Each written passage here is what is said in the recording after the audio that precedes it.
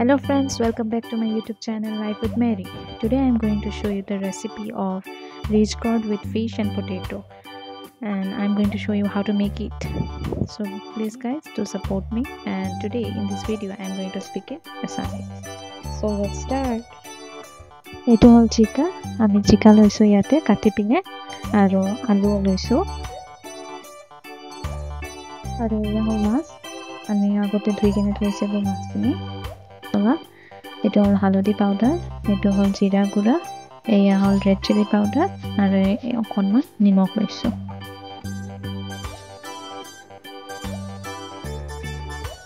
Etia okonman halodi gura ami masot din. Etia halodi gura kini di loiso masot. Okonman nimok dilu yate.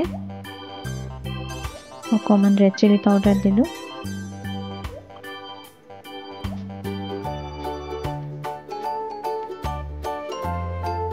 common mustard oil di marination or babe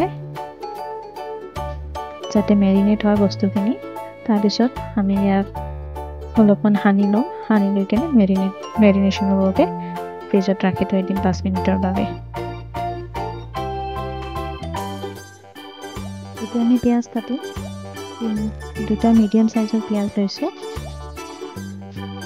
পিয়াজখিনি এতিয়া কাটি আমি সৰুকৈ চপ কৰি লম পিয়াজখিনি চপ কৰা হৈ গ'ল আৰু তিনিটা মান গ্ৰীণ চিলিও কাটি লৈছো চপ কৰি লৈছো আৰু এয়া হ'ল পাতি আমি গেছত বহাই দিছো গৰম হোৱালৈকে বাটছা আপোনালোকৰ ভাষাত কি বুলি কয় নাজানি ভালকে আমাৰ চিৰিকি ভাষাত দিয়া খান্দি বুলি কোৱা হয় তো আমি এনিমেছানিছত কওঁ আৰু পাতিল বুলি পাতিলটো গৰম হৈ গ'ল এতিয়া অকণমান তেল দিছোঁ ইয়াতে মিঠাতেলখিনি গৰম হোৱালৈকে ভাত চাম এতিয়া তাৰপিছত মিঠাতেলটো গৰম হৈছে চাগে সেইকাৰণে আমি নিমখটো আগত দিম যাতে বুজি পাওঁ আৰু গৰম হৈছে বুলি তাৰপিছত আমি কাটি ৰখা পিঁয়াজবোৰ দি দিম আৰু গ্ৰীণ চিলি দুটা দি দিম পিঁয়াজ দিলোঁ ইয়াতে ফ্ৰাই হ'বলৈ তাৰপিছত ইয়াতে গ্ৰীণ চিলি কাটি ৰখা আছে সেইখিনিও দিলোঁ আৰু অলপমান পিঁয়াজ পেষ্টটো দিলোঁ পিঁয়াজৰ পেষ্ট দি দিলোঁ এতিয়া আমি এইখিনি লাৰিম অকণমান ভাজা টাইপ হ'ব লাগিব ন মছলাখিনি ইয়াতে নহৰুও দিব লাগিব মই পাহৰিছোঁ বাৰু এইটো অলপমান টাৰ্মাৰিক পাউডাৰ দিছোঁ ৰেড চিলি পাউডাৰ দিলোঁ অকণমান জিৰা গুড়া দিছোঁ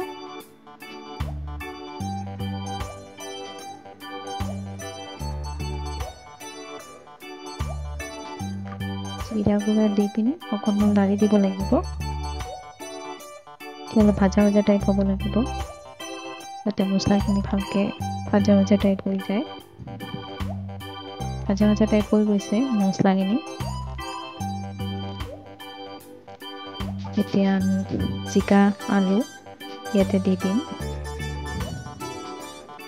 জিকা আলু দি দিছোঁ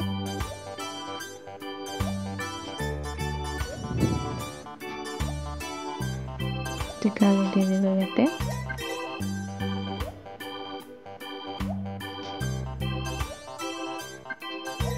এতিয়া অলপমান লাৰি দিম জিকা আলুখিনি অলপমান মছলাৰ লগত মিক্স হ'ব লাগিব মিক্স কৰিব মিক্স কৰাৰ পিছত লাৰি দি পিনি এতিয়া ঢাকনি দি ঢাকি থৈ দিম 5 মিনিটৰ বাবে ঢাকনি দি ঢাকি থোৱাৰ পিছত এতিয়া অলপমান মজিছে অলপমান লাৰি দিম আকৌ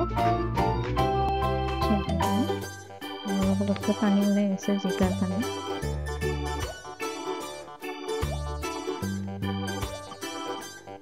এয়া হ'ল মাছ মেৰিনেট কৰি থোৱা আছে এতিয়া আমি ফ্ৰাই কৰিম মাছখিনি তেলখিনি গৰমে হৈছে মাছখিনি দি দিছোঁ ইয়াতে টাৱাত আকৌ লাৰি দিম জিকাখিনি ভাজা টাইপ হ'ব লাগিব জিকাখিনি আগতে মজিব লাগিব মাছখিনি ফ্ৰাই কৰা হৈ গ'ল 4 পিচ মাছ ফ্ৰাই কৰিছোঁ আৰু 2 পিচ আমাৰ শাহুমাই নাখায়, তেওঁ কেঁচা মাছ খায়। চ' সেইবাবে আঞ্জাত আগতে দি দিওঁ। এতিয়া মাছখিনি দি দিছোঁ।